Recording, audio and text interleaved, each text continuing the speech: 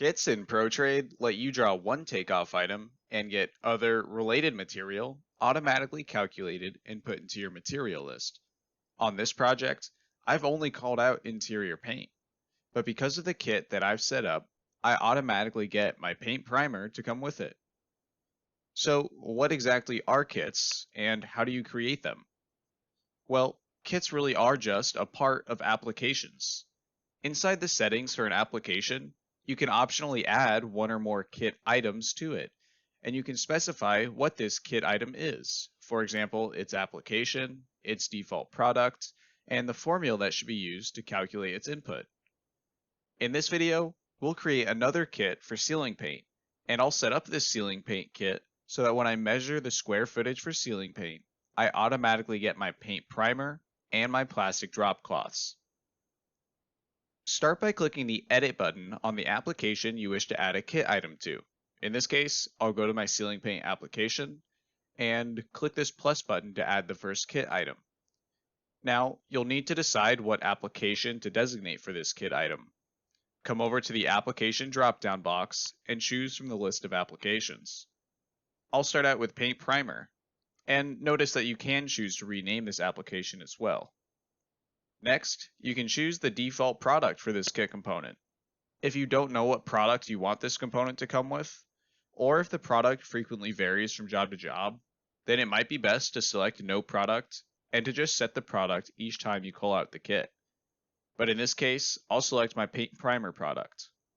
And now, the last and most important step of creating a kit item is to specify the equation that'll be used to calculate its input. In this example, I'll use the equation area times 3. What this does is takes the square footage input for my ceiling paint and multiplies it by 3. The idea here is that I'll need to do 3 coats of paint primer, so for however much square footage of ceiling that I measure, I'll need triple of that amount for paint primer. Once we're happy with what we've set for the application, product, and equation, we have completed the kit item, and we can move on to adding more kit items, or we can just save and exit out of the application. But let's take a moment to talk more about the equation editor.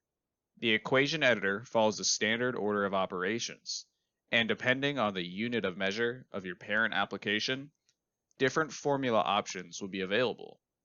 The count, length, area, and volume formulas will reference the input of your parent application, while the OCT, or output count, formula will reference the output of your parent application. You can use these formulas along with addition and subtraction, multiplication and division, and parentheses to come up with the equation that best suits your needs. Coming back to our kit, we still need to add another kit item for our plastic drop cloth. So I'll click Add Kit Component, and this time I haven't added an application that I want to use for plastic drop cloth. So what I'll do is choose the generic each application and rename it to Paint Accessories. And I'll also choose to leave my product set to No Product. And finally, for my equation, I want to get one plastic drop cloth for every 100 square feet of ceiling. So I'll enter area divided by 100 for my equation. This kit component is now complete, and I've added all the kit components that I want. So I'll click Save, and we can go to the digitizer to see how all of this works. I'll start by calling out my ceiling paint. I'll choose the ceiling paint application, assign a product, and put it into my paint pack. Now let's head over to the material list so we can see what's happening. As you can see, when we called out our ceiling paint, our paint primer, and plastic drop cloth kit items were added to the material list with it. And notice that we can't change the application or the input for the kit items, but we can change their products. So I'll just quickly assign my plastic drop cloth product, and now we're ready to run a report. After a little bit of setup, this is our end result.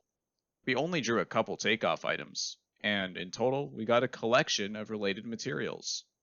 So now that you've watched this video, think about how you can apply kits to your workflow. It may take a little bit of thought to get it right, but once you do, you'll be saving a considerable amount of time and effort on your estimates.